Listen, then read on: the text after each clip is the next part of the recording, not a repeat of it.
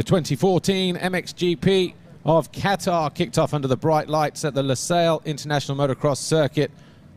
And all eyes, of course, on the defending champion Tony Cairoli and the guys that chased him home for that title in 2013.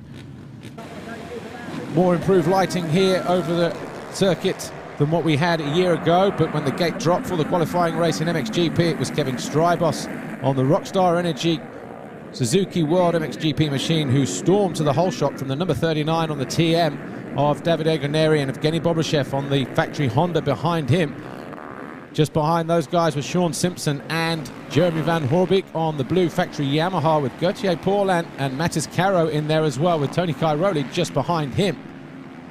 So in the opening laps then, it was pretty much unchanged until, of course, Tony Cairoli made a mistake that saw him drop from a potential 7th position and a little bit further down the order in a collision with the number 121 of Xavier Bourg on the 24 MX Honda. But Davide Goneri on the TM factory machine was having a great ride early on.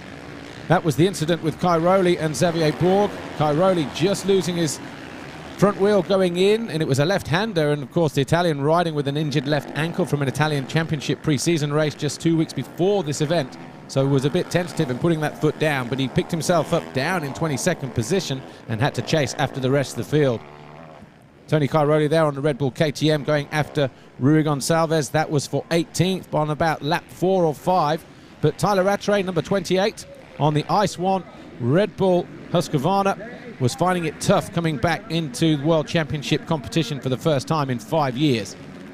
Mattis Caro, though, on the Wilvo Fork Rent KTM, riding number 91, was in at the sharp end, running in the top 8 or 9 positions as well for much of the race. Evgeny Bobryshev, HRC-backed machine of the Russian, took a good solid 2nd position after a mistake from Davide Goneri, and he was hanging on there as well. But behind him, the number 21 of Gauthier Paulin started to close in, and he was also starting to bring his teammate with him as well, Stephen Frossard, now on a Kawasaki, of course, in 2014. A little bit further back, Max Nagel was also well placed, starting in around about 10th. He eventually worked his way up into 6th position, but no one in the early stages a match for the 22 of Kevin Strybos, as he just powered his way around this circuit, not making any mistakes. Mr. Smooth around this technical circuit, a little bit harder and more slick than it was a year ago, and throttle control absolutely imperative. But in the closing stages, the 2 Monster Energy Kawasaki's, Gauthier Paulin 21 and the 183 of his teammate Stephen Frossard, they were pretty much wheel to wheel. Frossard closing right in on Gauthier Paulin. That upped their pace, and they started to close in on Evgeny Bobryshev. Tony Cairoli, though, found his way onto the rear wheel of Clement de Sau with about 2 laps to go, and that was the battle for 7th position, the Sicilian eventually going through. Gauthier Paulin also moved into 2nd with that move on Bobryshev, but the checkered flag fell, and it was a win for Strybos. Paulin 2nd, Bobryshev 3rd, Frossard, Goneri rounding out the top 5.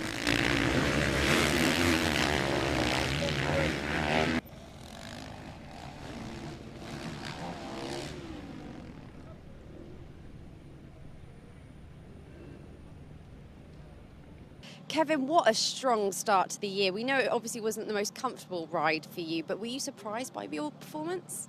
Yeah, sure, because I had a crash in the beginning of the winter of the year, and I've only been back 1 week on my bike. But yeah, riding was good, got a good start, and I just rode my own lines, rode my own pace, didn't stress or anything. So yeah, definitely happy, and want to thank the Rockstar team for all the hard work they put in, and yeah, happy, and hope we can get the same start in the race, or podium or top 5 should be good.